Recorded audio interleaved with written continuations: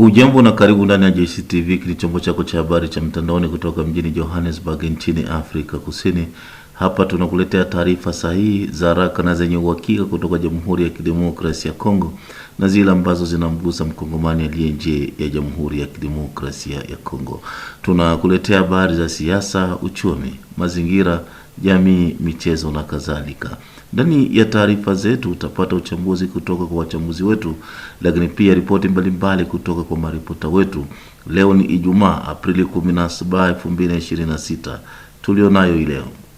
Shirika la Human Rights Watch limetoa ripoti ya ukiukaji wa haki za binadamu unaoendeshwa na makundi yanayohusika na vita, mkiwemo upande mmoja serikali na washirika wao, na upande mwingine waasi wa Twirwaneho na washirika wao kwenye nyanda za juu huko Minembwe tarafani Fizi. Ripoti ambayo ilitolewa kwetu sisi wazalendo hatuhusiki na ripoti hiyo. Chama tawala nchini Jamhuri ya Kidemokrasia ya Kongo cha UDPS katika jimbo la Tanganyika kinaendelea kuvutana kutokana na hali ya uendeshwaji wa jimbo hilo. Utamsikia hapo baadaye Zuberi Ali atakujia na undani zaidi. Kile kintu tunachomshutumu gouverneur na gouvernement yake kwenye parti yetu ya UDPS ni kusema tunakuwa kuona kama gouverneur wetu asifanye kazi vizuri, donc asifanye kazi vile inavyostahili. Wajumbe wa Jamhuri ya Kidemokrasia ya Kongo na Rwanda wakabiliana tena katika Umoja wa Mataifa. Kuna hayo na mengine mengi, karibu twende sote hadi tamati. Naitwa Abedi Jean de la Croix, karibu. Vita vipya vya maneno vimezuka kati ya Jamhuri ya Kidemokrasia ya Kongo na Rwanda katika Baraza la Usalama la Umoja wa Mataifa. Mnamo Aprili 15, hali mashariki mwa Jamhuri ya Kidemokrasia ya Kongo na kwa upana zaidi katika eneo la Maziwa Makuu ilikuwa kwenye ajenda ya mkutano wa chombo hicho cha Umoja wa Mataifa, na wawakilishi kutoka Kigali na Kinshasa walishtumiwa kila mmoja kwa kukiuka ahadi zao. Nchi 12 kwa mara nyingine tena zimeitaka Rwanda kuondoa wanajeshi wake kutoka Jamhuri ya Kidemokrasia ya Kongo, lakini balozi wa Rwanda aliibua swala la tishio linaloendelea kutolewa kwa nchi yake na kundi la waasi wa kiutu wa Rwanda FDLR, kundi lenye silaha ambalo awali liliundwa na wahalifu wa zamani wa mauaji ya kimbari wa Rwanda. Hamna haki ya kuja kuwalinda raia wa Jamhuri ya Kidemokrasia ya Kongo katika ardhi yao. Jamhuri ya Kidemokrasia ya Kongo na vifaa vya kutosha kuhakikisha usalama wa raia wake, mwakilishi wa Jamhuri ya Kidemokrasia ya Kongo alijibu katika Baraza la Usalama la Umoja wa Mataifa. Mjumbe maalum wa Umoja wa Mataifa katika eneo la Maziwa Makuu kisha ametoa wito kwa pande zote kutekeleza usitishaji mapigano mara moja. Hakuna suluhu, hakuna upatanishi, hakuna utaratibu wa uthibitishaji unaoweza kufanikiwa ikiwa pande husika moja kwa moja hazichagui njia ya amani, ametangaza. Hatimaye Marekani imetoa wito kwa serikali ya Jamhuri ya Kidemokrasia ya Kongo kuheshimu ahadi zake za kuvunja FDLR mara moja, na imeonya pande zote wale wanaoharibu amani wanapaswa kutarajia madhara, ameongeza balozi wa Marekani. Kama ukumbusho, Marekani iliweka mfululizo wa vikwazo dhidi ya Rwanda mwezi Machi mwaka huu. Mashariki mwa Jamhuri ya Kidemokrasia ya Kongo, eneo lenye utajiri wa maliasili na linalopakana na Rwanda, limekuwa likikumbwa na vurugu kwa miaka 30 sasa.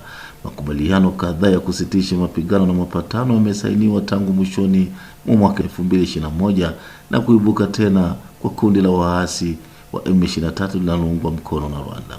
Mapema mwaka 2025, AFC M23 na washirika wake waliteka miji mikubwa ya Goma na Bukavu mfululizo baada ya mashambulizi makubwa. Makubaliano mawili yamesainiwa tangu tamko la kanuni huko Doha na AFC M23 na serikali ya Kinshasa, ikielezea ahadi ya kusitisha mapigano na makubaliano ya amani na ustawi yaliyosainiwa mwezi Desemba huko Washington na Jamhuri ya Kidemokrasia ya Kongo na Rwanda. Na sasa tujielekeze katika jimbo la Tanganyika, huko tunaambiwa kwamba chama tawala cha UDPS kinaendelea kuvutana kutokana na hali ya uendeshwaji wa jimbo hilo. Baadhi yao wanahisi gavana wa jimbo hilo Christian Kitungwa ameshindwa na jimbo hilo hasa kwenye masuala ya miundombinu, huku upande wa pili ukidai kumtetea na kukemea wale wanaotoa kauli hiyo. Zuberi Ali na mengi zaidi. Mtafaruku unaendelea kuonekana katika chama tawala cha UDPS katika jimbo la Tanganyika, huku baadhi yao wakimtaka gavana wa jimbo la Tanganyika Christian Kitungwa kujiuzulu. Msemaji wa chama hicho Kasongo Lazaro upande wake ameonyesha kuwa serikali ya jimbo la Tanganyika haifanyi swala lolote jambo ambalo linaleta mustakabali wa jimbo kuwa hatiani. Hata hivyo, ameongeza kuwa miundombinu ni dhaifu, huku wasijue pesa za jimbo zinaelekea wapi. Lazaro Kasongo alikuwa na haya. Kile kintu tunachomshutumu gouverneur na gouvernement yake kwenye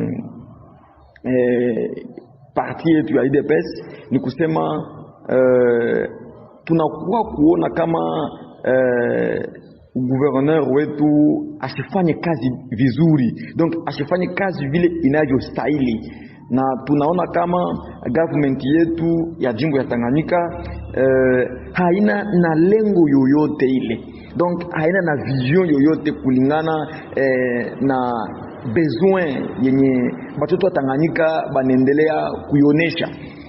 Pia tunaona pia kama hii gouvernement yetu na gouverneur abana na ono yoyote juu ya maendeleo ya jimbo. Imaginez-vous, projet ya 12 km.5 ilibidi ikamate miaka 2.5, mais leo hii tangu gouverneur kwa kichwa cha jimbo leo iko na miaka 2 na miezi 4. Nasikia baba mtangazaji, na ile projet ni projet yenyewe aliriti hayo, ni projet ile UDPS ikikuwa ikiongozewa na Madame Julie Ngungwa kwa kichwa cha jimbo, tukikuwa tukikamata kama ni projet inaweza kusaidia kwa watoto Batanganyika je yabo kwanza kusurikile na mabien yabo.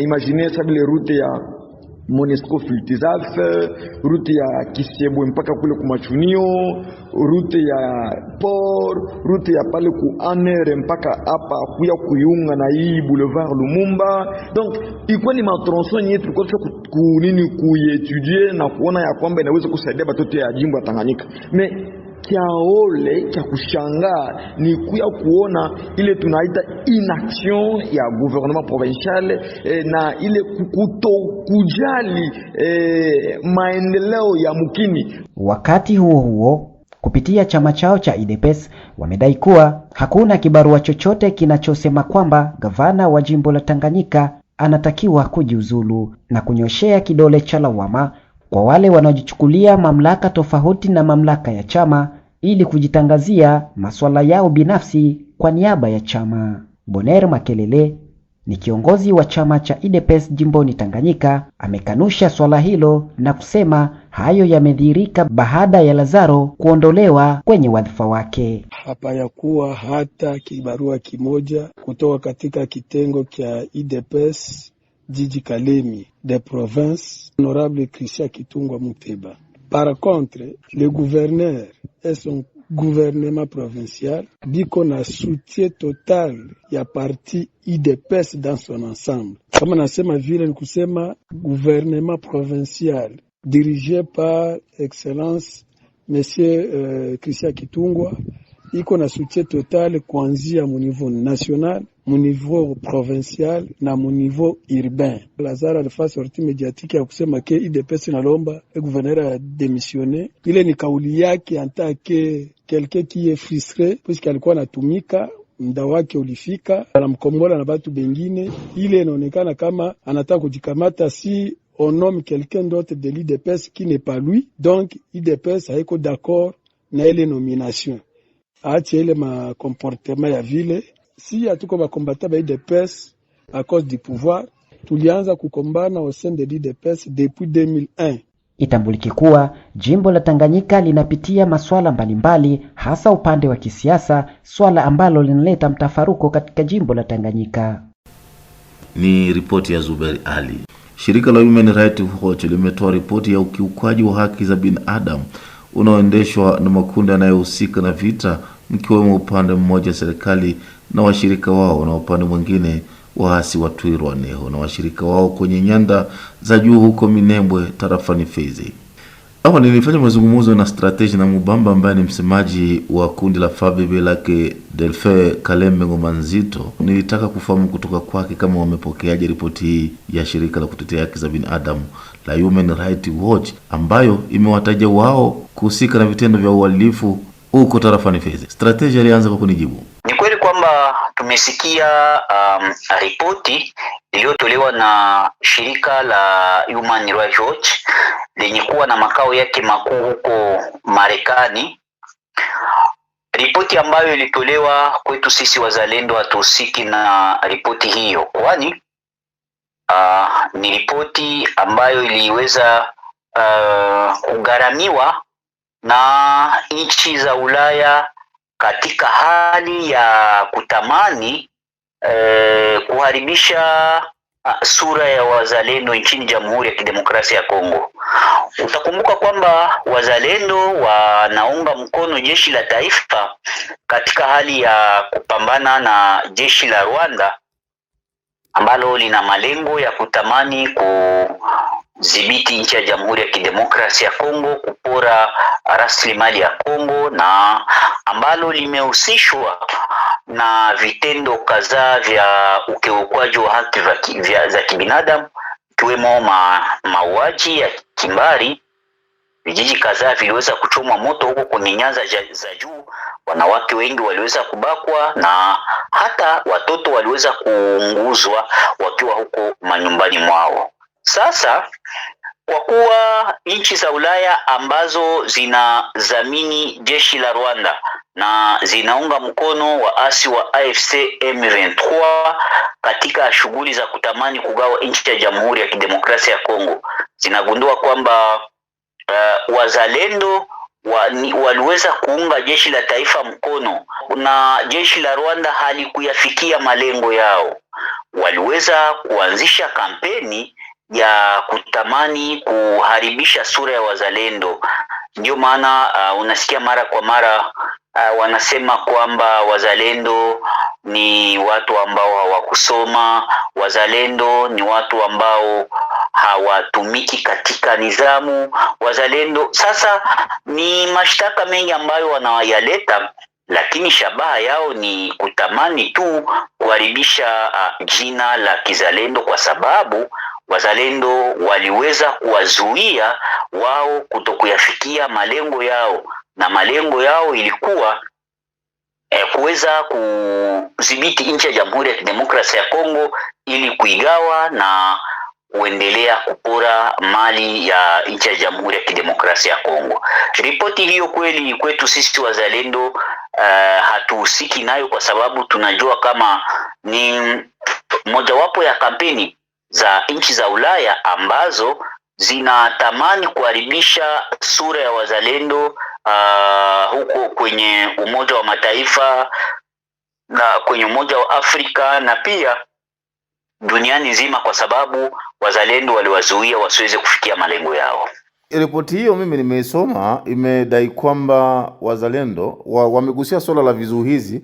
Kuna baadhi ya maeneo kama vile mfano kutoka Baraka kufika Fizi, wamesema kwamba kuna takriban vizuizi 10, na katika kila kizuizi wazalendo wanaomba raia faranga za Kongo ambazo zipo kati ya 1000 na 2000.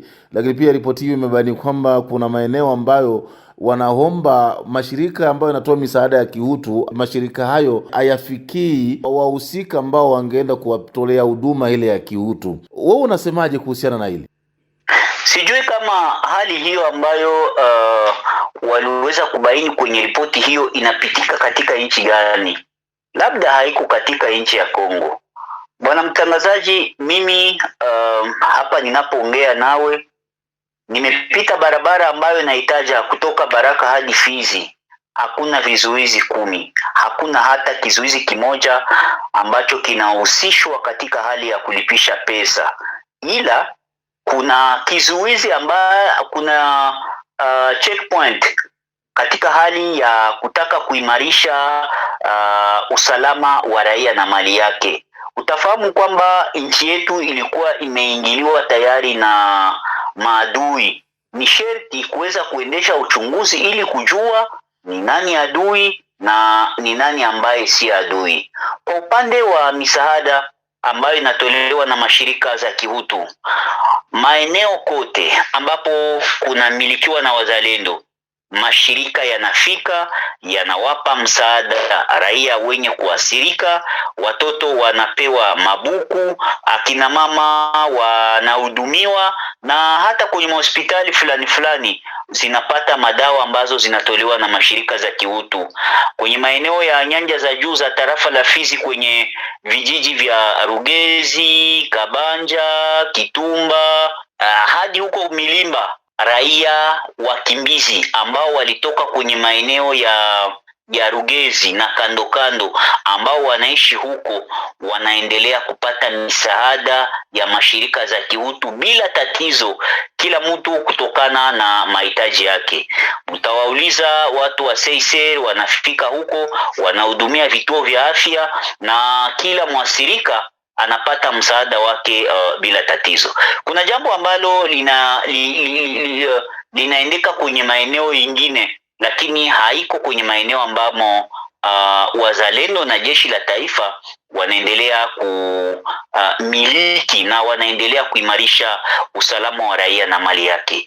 Nchi za Ulaya, bwana mtangazaji, zina kampeni, zina hali nyingi ya kutaka kuharibu jina ya wazalendo, kwa sababu wazalendo waliweza kuzuia miradi yao isiweze kufikiwa, kwa sababu walikuwa na mradi wa kutamani kugawa nchi ya Jamhuri ya Kidemokrasia ya Kongo, na wazalendo wakaapa kwamba hawana nchi mbili, wana nchi moja tu, Jamhuri ya Kidemokrasia ya Kongo. Wakifukuzwa katika nchi hii wataitwa wageni kokote ambapo wataenda. Ndipo waliamua kuweza kuimarisha usalama na pia kuunga jeshi la taifa mkono katika hali ya kutamani nchi ya Kongo ibaki moja bila kugabuliwa. Sasa wale ambao wanaendelea kutoa pesa zao, pesa zinatoka kwenye nchi fulani za Umoja wa Ulaya, nchi za Asia na hata baadhi ya nchi za Afrika, wanatoa pesa ili kuweza kupora rasilimali ya nchi ya Jamhuri ya Kidemokrasia ya Kongo. Na wale ndio ambao wameweza kutoa pesa kwa shirika la Human Rights Watch.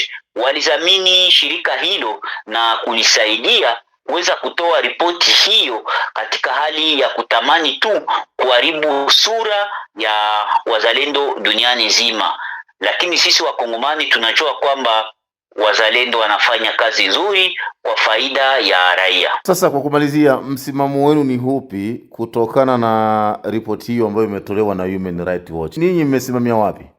Sisi tunasema kwamba ripoti hiyo ni ya uongo, ni kampeni ya nchi za Ulaya ambazo zinalenga kuweza kuharibu jina ya wazalendo duniani nzima. Kampeni hiyo tayari imekwisha kujulikana na ripoti hiyo inagharamiwa na baadhi ya nchi ambazo zinaunga mkono jeshi la Rwanda katika jitihada zake za kutaka kugawa nchi ya Jamhuri ya Kidemokrasia ya Kongo. Msimamo wetu ni kwamba sisi tulichukua silaha tukiwa na malengo.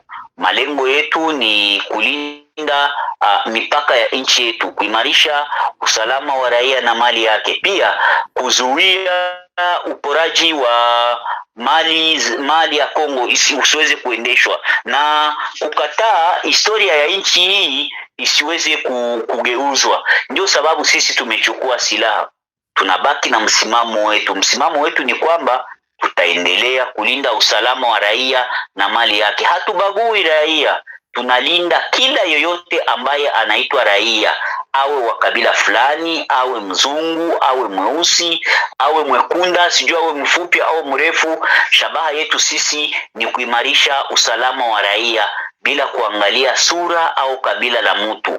Tunafata yule ambaye anashika silaha na ana nia ya kutamani kuua raia, ni ule ndiye sisi tunafuatiliana naye. Mashirika za kiraia tunashirikiana nazo bila tatizo, wanakuja kwenye maeneo ambamo tunamiliki, wanaendesha shughuli zao bila wasiwasi, nasi tunawaunga mkono na hawana wasiwasi yoyote mahali ambapo tunadhibiti. Bwana mtangazaji, waache kufatana na kampeni za uongo, habari za uongo ambazo ni za uzushi tu, katika hali ya kutamani kumpa adui nafasi yule ambaye anataka kugawa nchi yetu.